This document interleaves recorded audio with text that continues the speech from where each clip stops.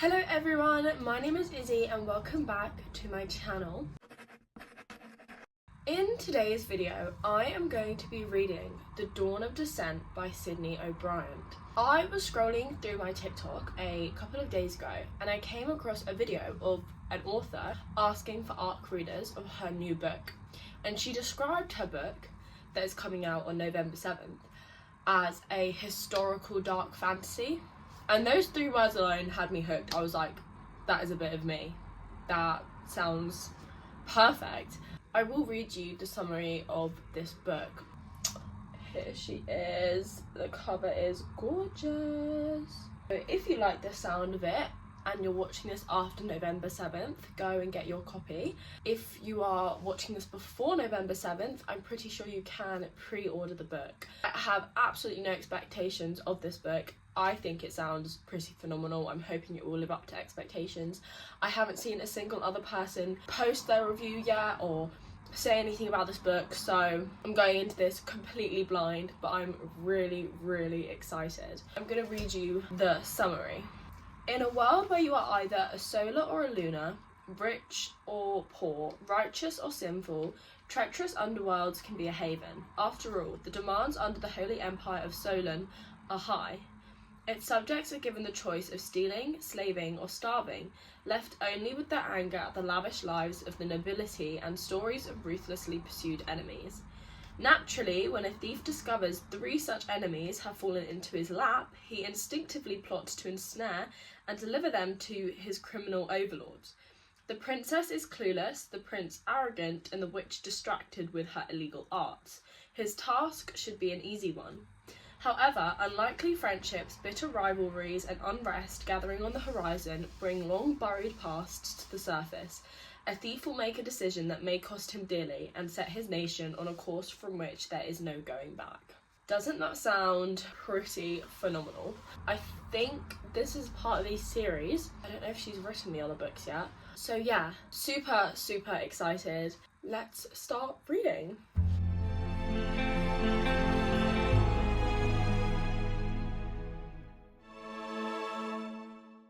Update time.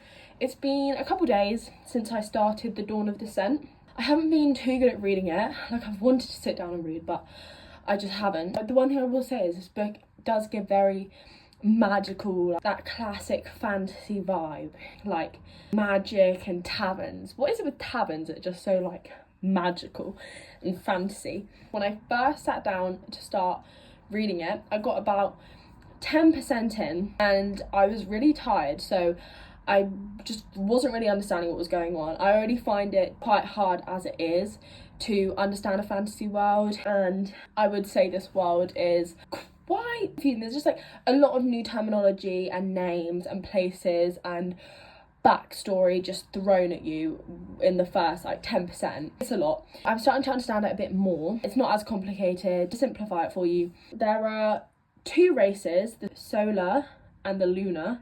They all live in one country of Celestia, and basically we're following a solar soldier turned thief, abandons the war. Okay, so that's one storyline we're following, and then a second storyline is a lunar witch, and then a third one is a solar princess whose family was murdered and she escaped so that the emperor could take over the throne, and it was framed on the lunar king, so his family was killed, and the prince, who I think was betrothed to the princess who's on the run, he also escaped. So there's a prince, a princess, a witch, and a soldier turned thief, and I think they're all about to meet. Like, they all meet.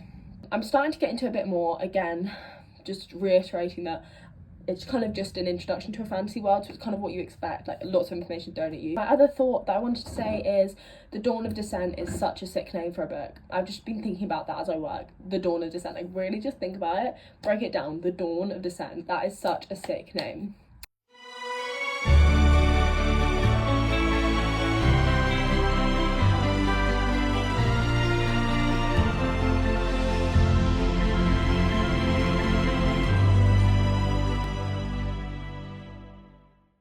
I'm about 25% through the book. 25% in, I feel like that's far enough in that I should be like hooked. And to be fair, when I am reading it, I am enjoying it. My general thoughts are the storyline and the plot is really good. I'm just struggling with the writing because it's sold as a dark fantasy. I mean, if it's sold as a dark fantasy, I feel like it's sold as an adult fantasy. Do you know what I mean? But it is just written like a young adult. It's very much tell, not show. I am giving Sydney O'Brien, the author, grace because this is her first book. There must be so much pressure that comes with writing your first book because the ideas, the creativity is obviously there because I'm loving the basic plot, loving it. Our 4 characters have met in the tavern and through chance they've all met. We haven't got much indication of where the plot is going to go from here. And let's go carry on reading.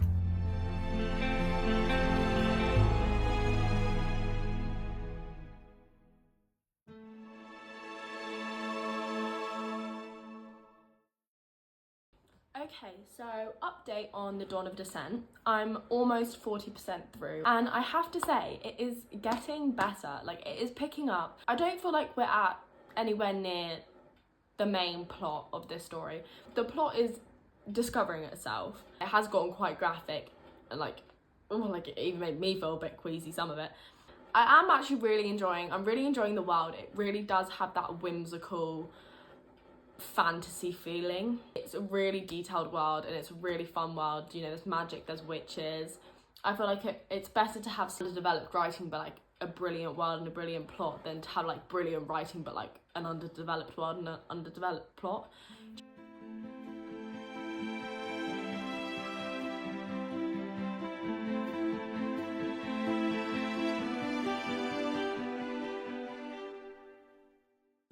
Okay, so I'm 80% through the Dawn of Dissent, so let's have a little catch up on our thoughts. By 60%, we were starting to finally get into what appears to be the main act, the main event in the book. Basically, one of our main characters, Edgar, he is deliberating between what to do with the prince, princess and witch that he's made friends with.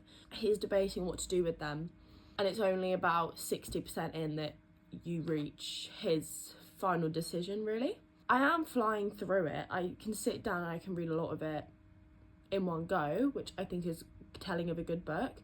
I don't really have many more critiques other than just I don't think I personally mesh with the writing style too well, but it's not enough to make me DNF it. Like, it's not putting me off majorly, and I think other people will enjoy the writing style in a way that I haven't been able to, but that's just kind of like a personal preference. And I mean, considering that it is her first book, very impressive. This world is detailed, the characters have depth to them. So yeah, I'm just gonna sit, I'm gonna read this last 20% and then I'll give you my thoughts. Let's get reading. I have my breakfast and 10% left of this book, so let's finish it.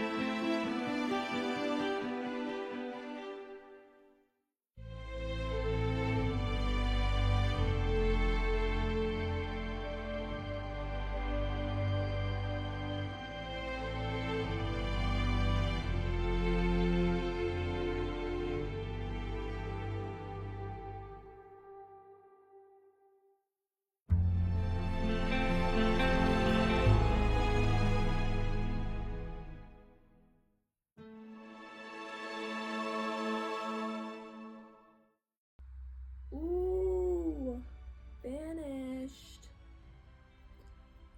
Done. And it is a series. It continues. The next book is called Verses of Heresy. If there's one thing Sydney O'Brien does well, is she does great book names.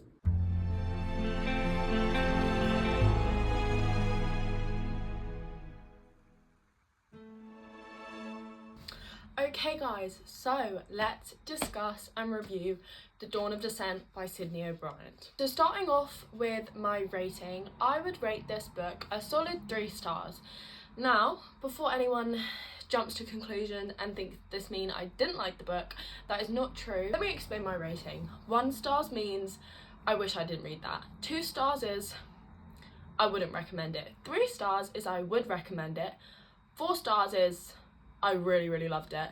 5 stars is best piece of literature I've ever read. So 3 stars, I would recommend it. I did enjoy it. If I was to just kind of blurt out to you all of my thoughts as I'm thinking them on this book, I would say it's a really fun book. It definitely encapsulates that fantasy feeling, that vibe, that sort of whimsical nature of a fantasy book, which is a major selling point. I really did enjoy it. I really enjoyed the world. It's very detailed. You can get easily swept away in it. It was also a really easy read. You get used to the terminology, you get used to all the names. There is quite a lot of name dumping. You learn to pick up the names that are important, and I think it was done tactfully to make the world seem even more like fully developed. So that's not necessarily a problem. It can be a little bit confusing. Obviously, as I keep reiterating, it's really impressive for this being Sydney O'Brien's first work, her first published piece of literature. My only criticism that comes with it is in the writing style, and that is a personal preference, you know. Everyone has a different opinion on what they like in an author's writing style. I personally found it just to be a bit too objective, I'd say, in the fact that it was like tell not show, like very like blunt, like this is happening, this is happening, this is happening, whereas I personally like writing a bit more lyrical and beautiful and flowy. But I didn't realise how dark it was going to be in the gruesomeness. Like, it's gory, that's what's dark about it. It's not necessarily dark topics other than that. It's the torture and like war and violence. That's the goriness, which I can hack. I did not expect it. It's good, it's written well. I actually saw a TikTok by Sydney O'Brien this morning, or was it yesterday, and she was saying how she finds it so fun to write all these violent scenes. So, you know, props to her, she does it well. She knows how to do it and she delivers it.